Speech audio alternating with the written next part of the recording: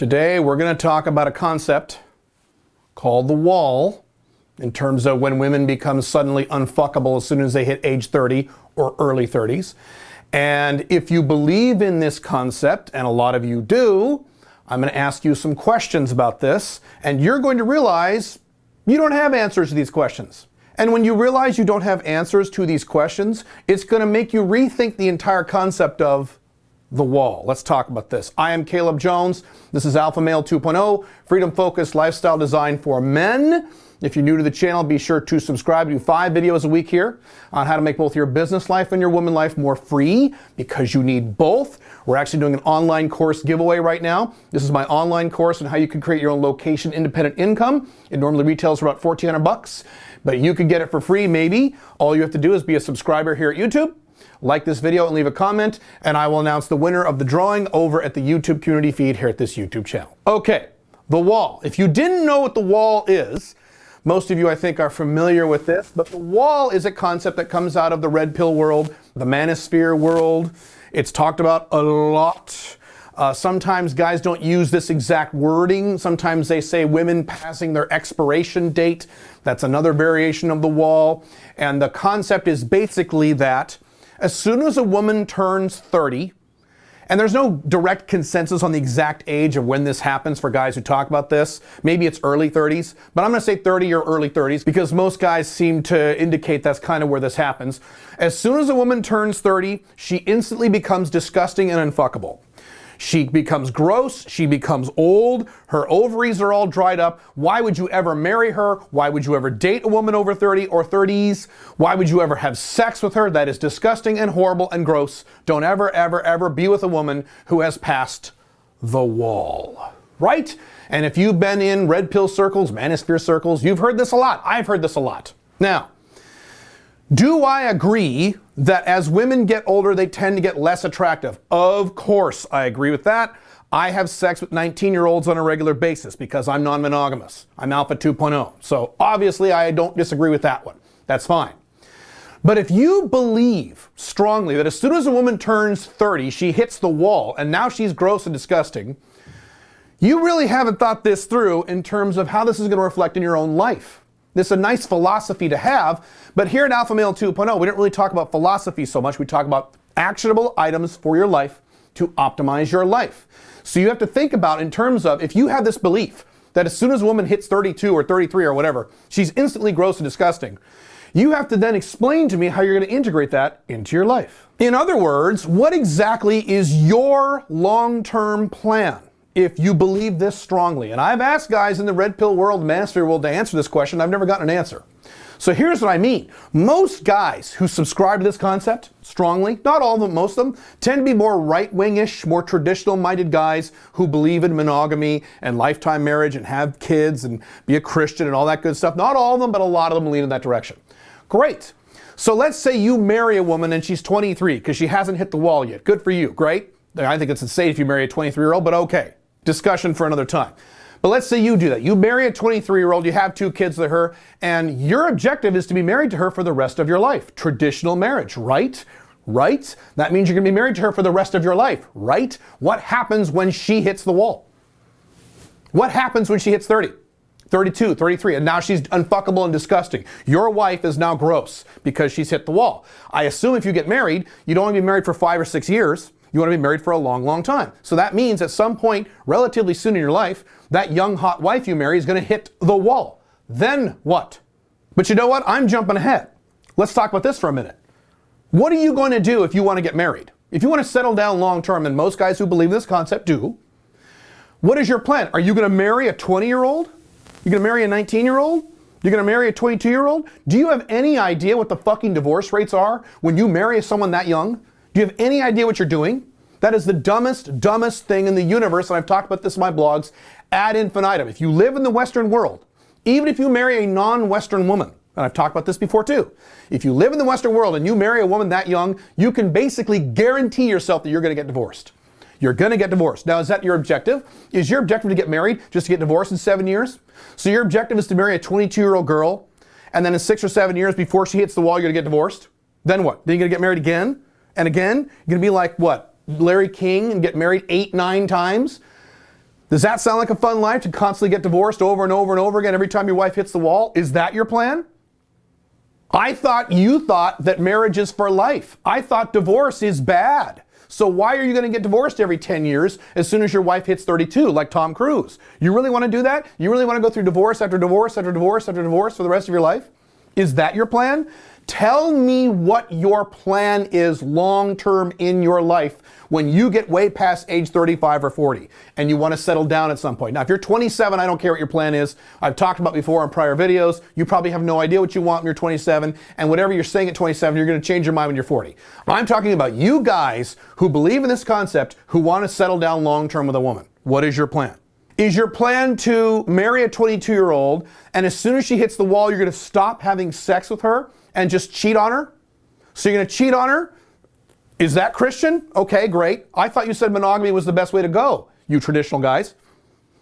Because basically you're proving my point. If you're going to marry a woman with the intention of cheating on her, you've just admitted that non-monogamy is the only way to go, which is what I teach. Except I don't cheat on women. I do it in an honest way where they know what I'm doing.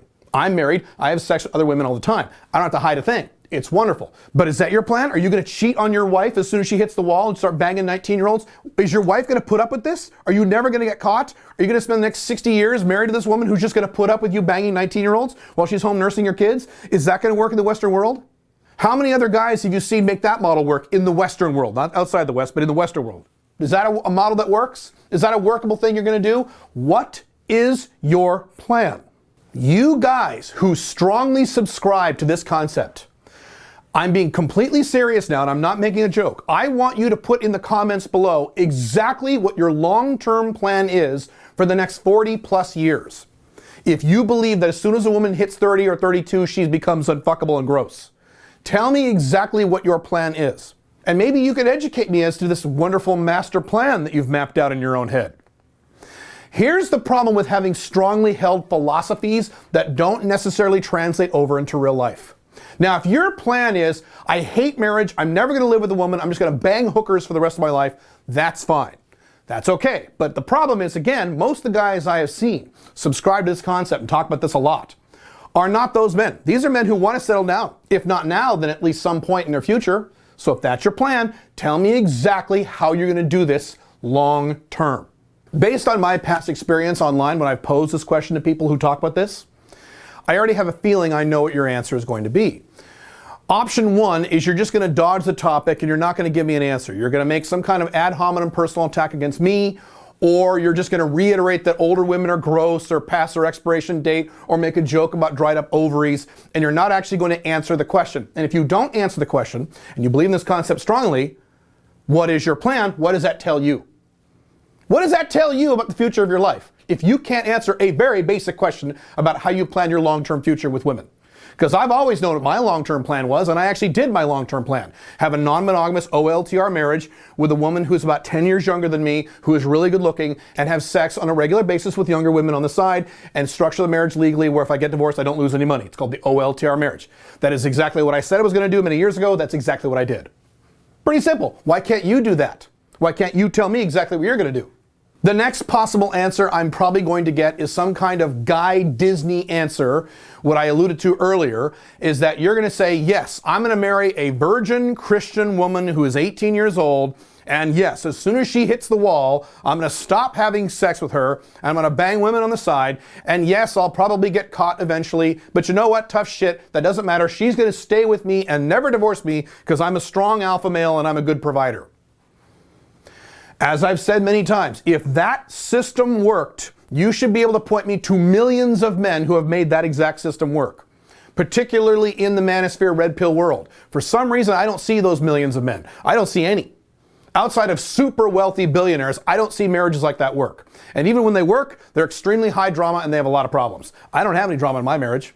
I think I like my plan better. But that's the next possible option I'll get. I suppose the third possible answer I might get is, yeah, I'll just get divorced every 10 years like Tom Cruise. I teach long-term masculine consistent happiness here at Alpha 2.0, and what the system you're describing is the opposite of that. Getting divorced every 10 years, every 7 or 8 years, for the next, 40, 50 years of your life, that's not long-term happiness. That is the opposite of long-term happiness. I would shoot myself in the fucking face if I had to live a lifestyle like that. I know a few guys who've done that. These are not happy guys. I know a few guys who've been divorced 3, 4, 5 times. These are not happy, well-adjusted, excited dudes. These are stressed out, pissed off guys, generally speaking. Is that your plan? What is your plan? Let me tell you something. When I made the decision to settle down again in an OLTR marriage, not a traditional monogamous marriage because those don't fucking work anymore, but an OLTR marriage, and I've talked about this before, I purposely went out of my way to settle down with a woman who was, believe it or not, past the wall. Not much past the wall. The age I had in mind was 35. She was actually 34, so it worked out pretty well. I wanted a woman who was not some young girl in her 20s or early 20s or even mid 20s, because when you do that, and I've had direct experience with this, when you get into a serious relationship with a woman in her 20s, she's not done developing. That's not a fully formed adult yet. So the woman you start dating when she's 23 is going to be a radically different person when she's 27. The odds are overwhelming she'll divorce your ass or create some other kind of problem where you're going to have to get divorced. I didn't want to do that, so I purposely settled down with a woman who was 35, just over the wall, but not too much over the wall. She's still very hot. You've seen pictures of her, and you've seen videos of Pink Firefly. She's beautiful, but what have you, and she's technically over the wall. I did the opposite of what you're suggesting. And the reason I did that is because I wanted to settle down with a known quantity, not some unknown thing, some unknown woman where she's 24 years old or 23 years old. I have no idea what she's going to be like by the time she's 30. Make sense? I did that on purpose. Now, will that work? My marriage is better than I thought it would be. Now, we've been married for we're coming up on 3 years now. We've been together for about 6 years. I will let you know in about 7 more years if this actually worked. In terms of longevity of the marriage, we don't know that yet, but so far I'm doing pretty well. I don't have any problems, and I'm non-monogamous, so I can have sex with her, and I can have sex with other women whenever I want. Pretty good fucking deal. But the point is, I sat down and made sure that I could actually initiate my philosophies into my life on a logistical basis, so it was actually a doable model. In other words, I didn't just say, I feel this way, and then started bitching about it on the internet. Instead, I took my philosophies and I translated them into real action, into real plans that I actually executed in real life that actually worked. And most of you who are screaming and bitching about the wall have not done this. You've assumed a philosophy, but you haven't actually thought through how you're going to make that work in real life. And if I'm wrong, you should be able to make a comment below and tell me exactly what your high probability of success plan is going to be following this concept through the next 20, 30, 40, 50 years of your life. I can't wait to read your answers. And as I said earlier, I think I know what your answers are going to be. Food for thought. Think about that. If you want more actionable, real-life, field-tested techniques on how to maximize your techniques and even settle down, you can go to joinsmic.com. That is my monthly mentorship and audio training program. Or in the meantime, you can click here to find out why you should not kiss women on the first date, or click here to find out why she dumped you. See you soon.